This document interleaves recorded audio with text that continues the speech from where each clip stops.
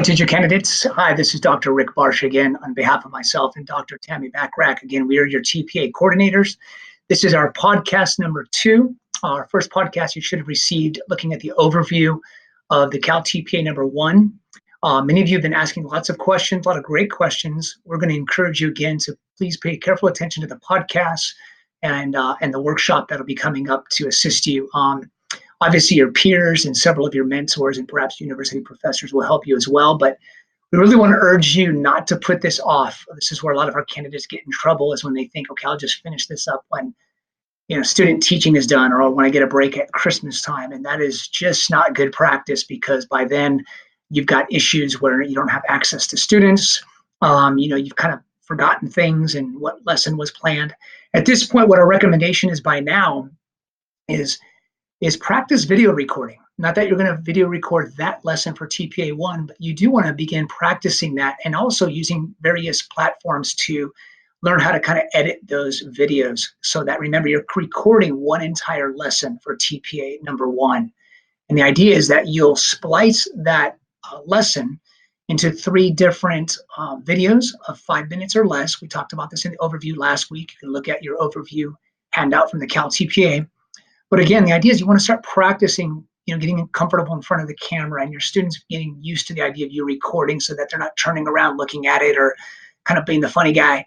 So also, secondly, you're going to want to make sure that you have permission from those students and or any aides in the classroom, any of their adults, that they've signed off as well in being in front of the camera. If you've not got those permission slips, you're going to want to make sure that they can still be in the class, but they need to be out of view of the camera lens. So keep that in mind. The other thing you're going to want to have done, 2 other things, is have identified your focus students. You'll recall that you need an EL student in your class. If you do not have an EL student in that class, perhaps you can network with neighboring teachers that are teaching that subject area or grade level and have an EL student come into your classroom for that lesson. So that would be a good idea. Same thing for students who are identified with an IEP. So you need a special education student or a student with special needs. And thirdly, again, a student who is on served population, be it a homeless and or foster care student, a student who perhaps has behavioral issues on a 504 plan and the like. But again, you want to identify these focus students. And then finally, you want to start to get to know these students. You'll recognize that today in step number 1, as we look at step number 1, we'll only look at part of step 1 today. The second piece of step 1, if you think about it as an A and a B, is the lesson plan. We'll get to that in our next podcast. We're just going to focus on step 1, getting to know your students. And so again, what the TPA people are looking for is that you've thought about who your students are. You've thought about their interests, their cultural background, their assets, their needs, their learning styles.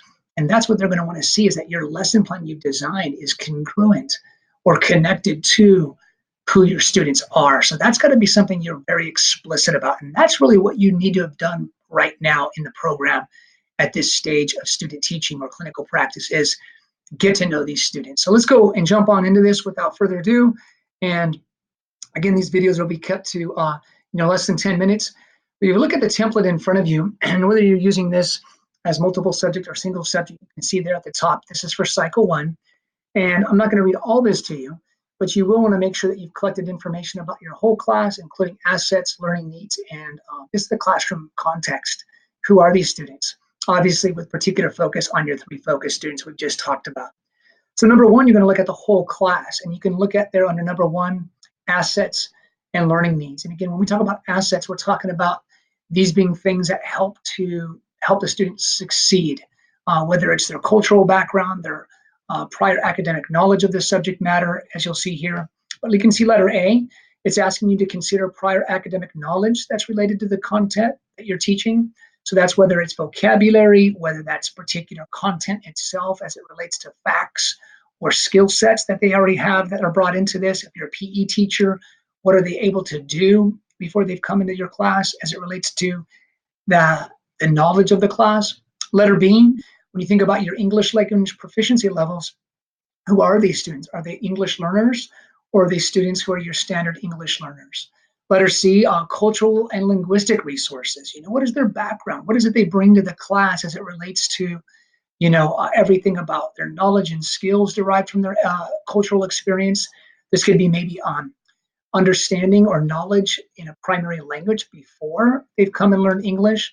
This can be cultural context as it relates to cultural settings or cultural traditions. Who are these things? Their language, obviously, even it relates to their religion and how that might be practiced, or how's that affecting their classroom experience. Letter D, prior experiences related to the content you plan to teach. This would be students' interests.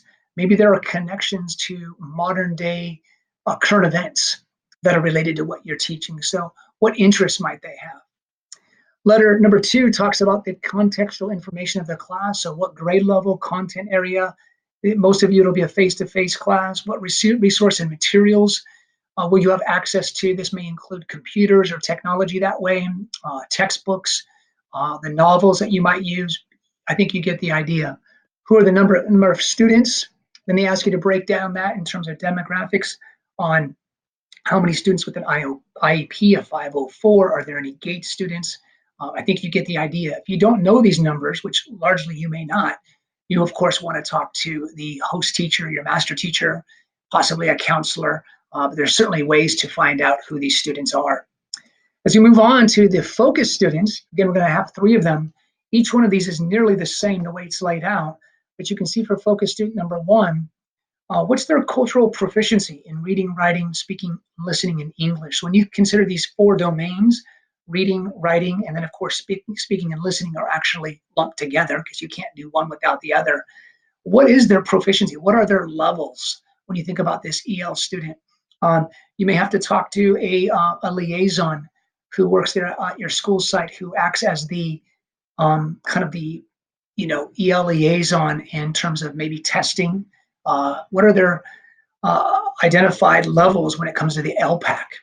Letter B, prior academic knowledge related to this that you plan to teach. This gets into more specifics about the actual focus student rather than what we looked at before when you think about the whole class. Social identity, this has to do with student self-concept derived from a perceived membership in their group in the classroom. So how is it that they seem to either fit in or are they kind of marginalized? Are they seen as a perpetual outsider because of their language proficiency or the lack thereof and or cultural background? Is the environment there in the classroom for that particular student feeling like it's inclusive? Letter D, cultural and linguistic resources and funds of knowledge. This, of course, deals with a lot of their assets. What do they bring in culturally, their background, their experience on a personal level, maybe their family. Again, you kind of have to get to know their family a little bit, as well as their overall culture, what prior experiences and interests they have. If you're talking about a novel dealing with mountains or the beach, do they have any experience going to the mountains or have they been to the beach? I mean, these would be things that would be really important to know.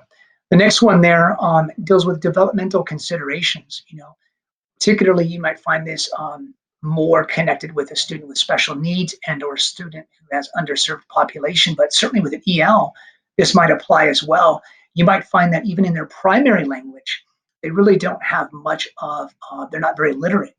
And so you might find that this would affect their development as it relates to academics. And so this would be an appropriate area to put that in, or maybe it has something to do with social and emotional growth or the lack thereof. And so this would be a place that you could put that. Focus student number 2 and 3 are really asking the same things. Number 3 there deals with, again, a student who is underserved. And this also is asking a little bit more too about life experiences inside or outside of school that may need to be something that you consider in providing additional support for them. Maybe they're absent a lot.